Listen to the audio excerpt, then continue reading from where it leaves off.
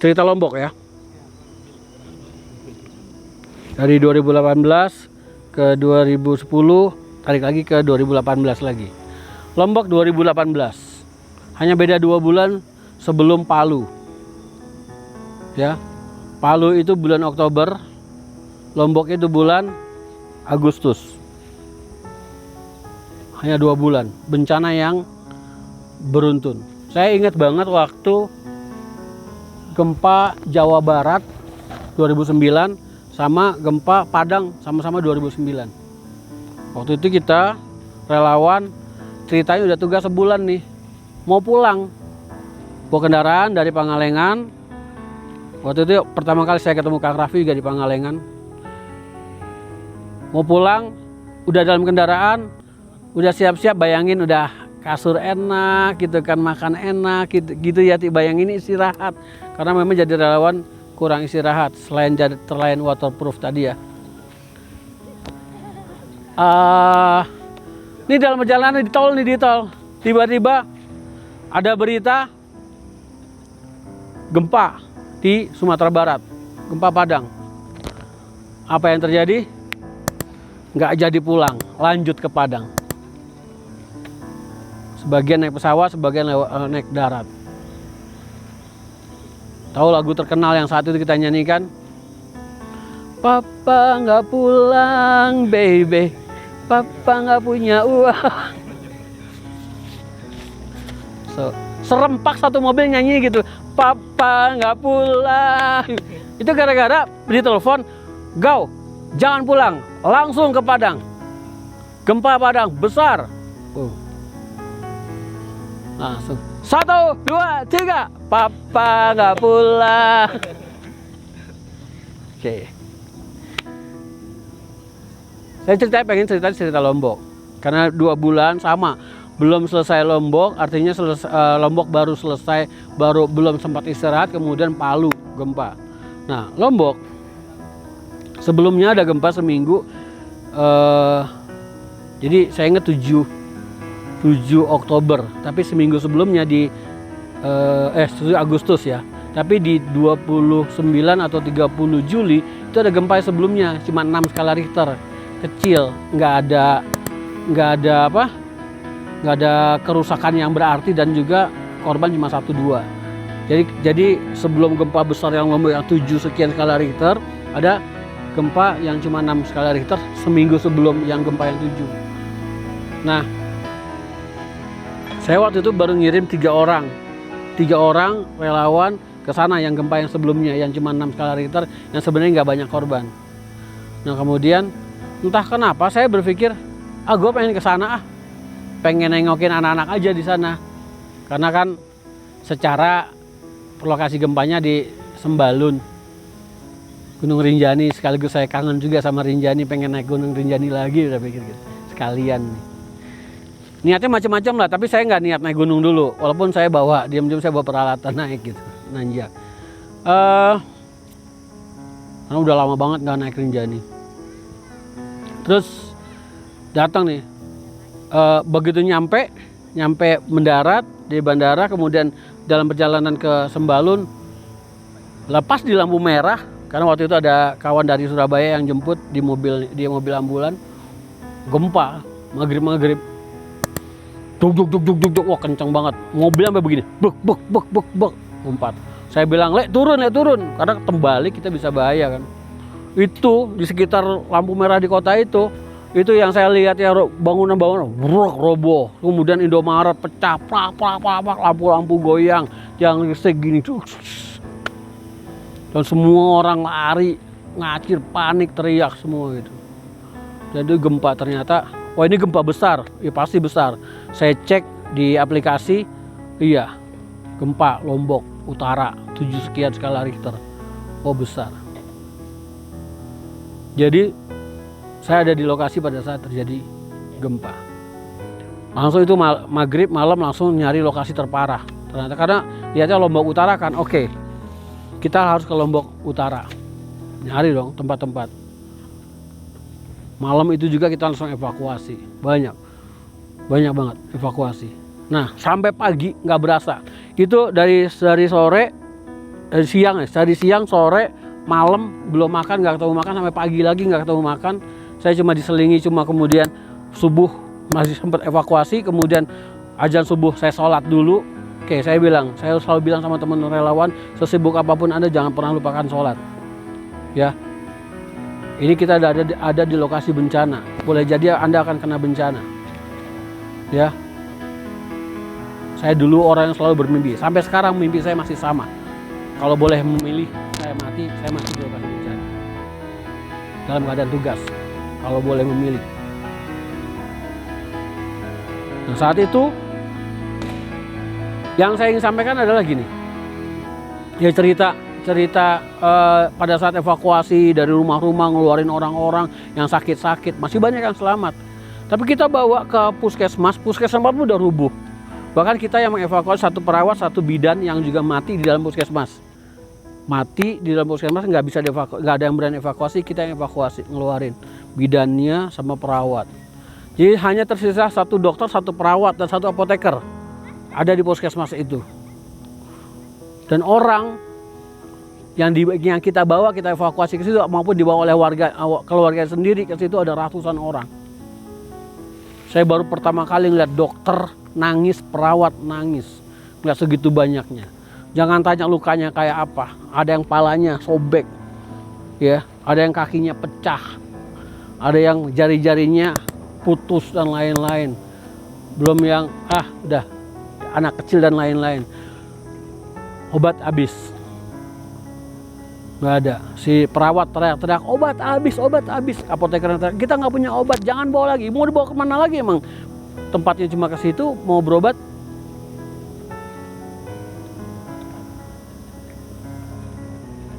Relawan harus multi talent, multitasking. Ada obat untuk penyembuhan luka yang sebenarnya mereka, saya lupa namanya, kalau ada orang medis nggak di sini. Yang akhirnya saya ingat, oh ini obatnya bisa diganti dengan, karena hanya cairan mengandung garam. Ya udah kita cari garam aja. Apa? HCl ya? Apa? Ya semacam itulah. Saya ingat, cariin garam aja, kita cariin garam, kita masak, kita aduk-aduk dan kemudian jadi itu. Kedua, spalak buat bidai. Ya, nggak ada di rumah sakit, nggak ada di puskesmas persediaan. Anda tahu apa yang kita lakukan? Pagar orang hajar. Pagar orang hajar. Dalam situasi seperti itu, permisi aja. Orang juga udah nggak ada, kabur kemana? Bismillah. Buat menyelamatkan orang. Yang patah banyak banget. Tangannya patah nih, bengkok begini. Kakinya patah, belah dan lain. Itu harus nyengser. Sini, sini. Mau diapain? Cariin spalak, udah. Cari. Makanya kalau relawan pasti selalu bawa pisau, bawa apa dan lain. Itu gunanya banyak kepake. Buat bidanya, bahannya apa? Kan biasa bahan gitu ya. Itu hordeng-hordeng di puskesmas, tarik-tarik, jepret, potongin, set. Selalu harus berpikir cepat.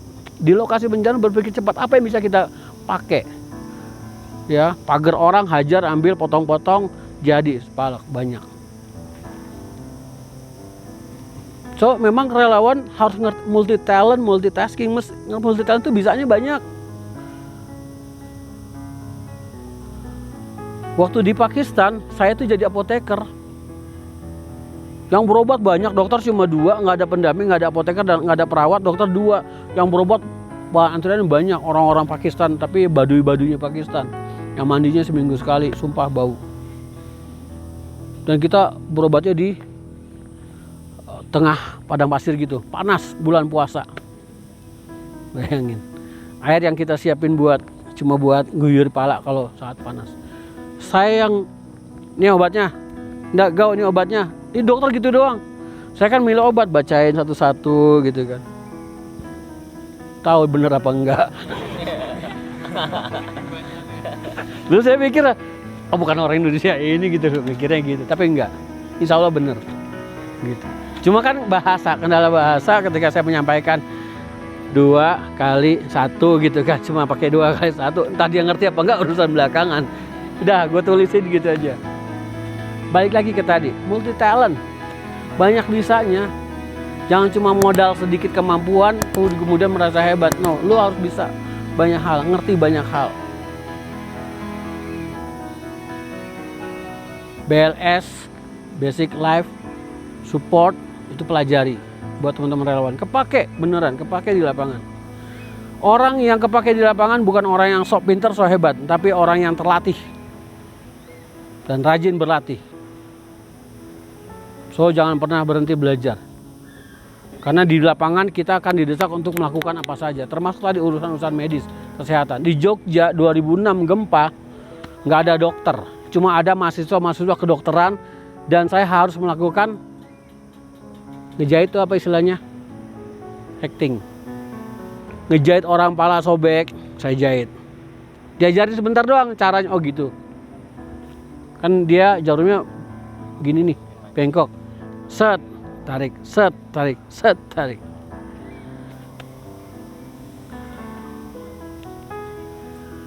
Yang sakit bukan gue ini gitu.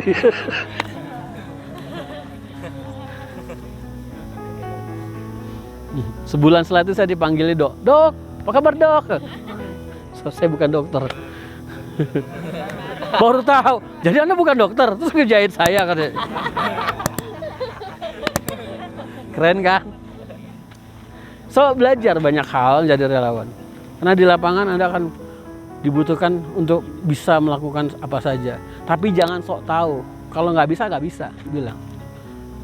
Ya. Lombok yang menyedihkan adalah ketika nggak ada obat, dokter terbatas, tenaga medis terbatas, dan banyak anak-anak yang mati di depan saya. Tadinya hidup, nggak ketolong, nggak sempat ketolong, mati. Dari masih hidup, masih bernapas, kemudian ada anak yang kemudian masih saya pegang dan mati di tangan saya. Ada. Dan paling menyedihkan adalah saya ketika harus mengikat tangan mereka. Andaikan tenaga medis banyak, andaikan obat-obatan banyak, masalahnya itu adalah satu kampung di ujung Lombok Utara, di kaki gunung Rinjani. Jauh.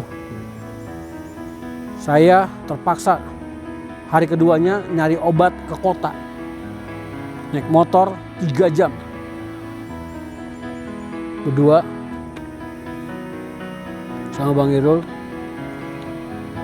3 jam bolak-balik 6 jam. Cuma dapat satu kardus kecil obat-obatan. Itu harus kita bawa ke Santong lagi, ke desa itu. Pelajaran apa yang bisa Anda ambil? Bertindak cepat. Multi talent, multitasking. Tahu multitasking?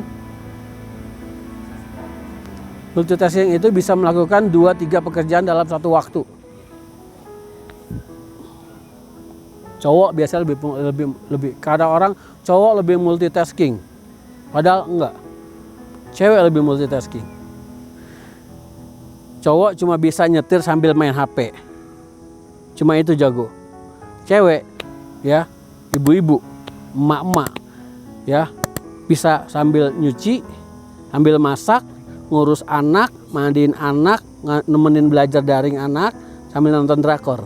Nah, selesai. Lebih hebat mana coba? Hah?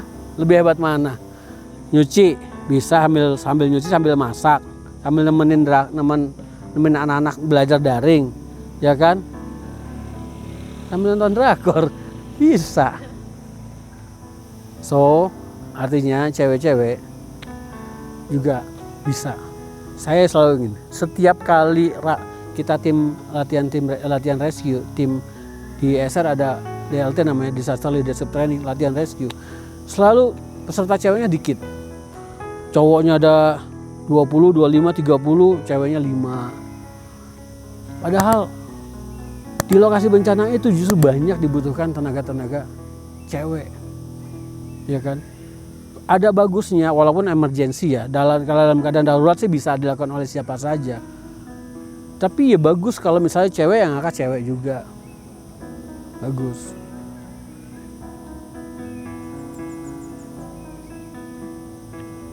Ke evakuasi.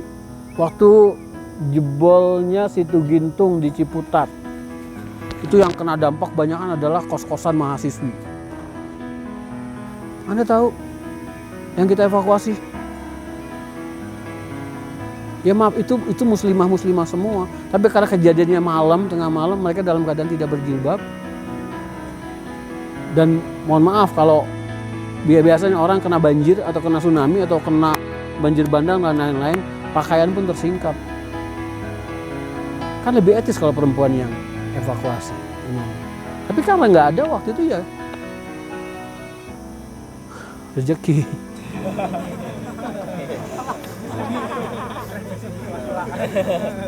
Nggak ngomongin gini, saya ini bercanda ya. Itu darurat terpaksa. Kita harus melakukan. Nggak usah mikir macam-macam. Tapi ya kalau lo mikir macam-macam kebangetan. Artinya memang udah nggak usah mandang-mandang kayak gitu.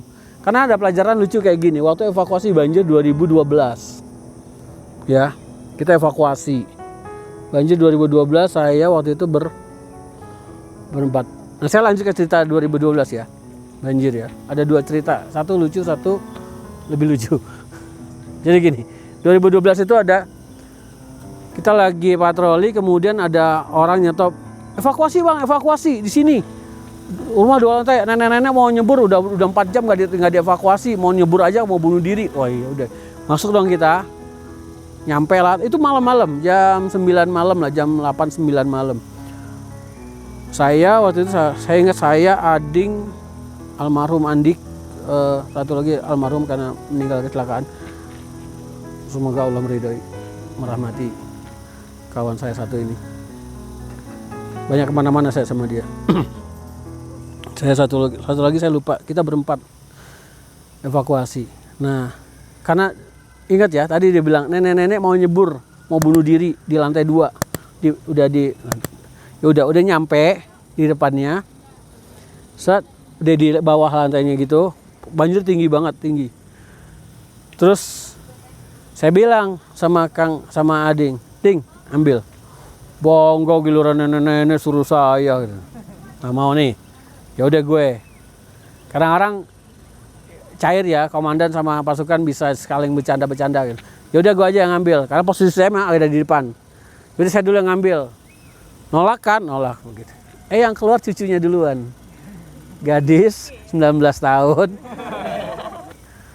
dan turun dari lantai 2 terus dibopong, tumpah ya, harus dibopong, dia nginjak pundak saya, kemudian harus kita bopong, kita peluk ya untuk taruh di perahu gitu.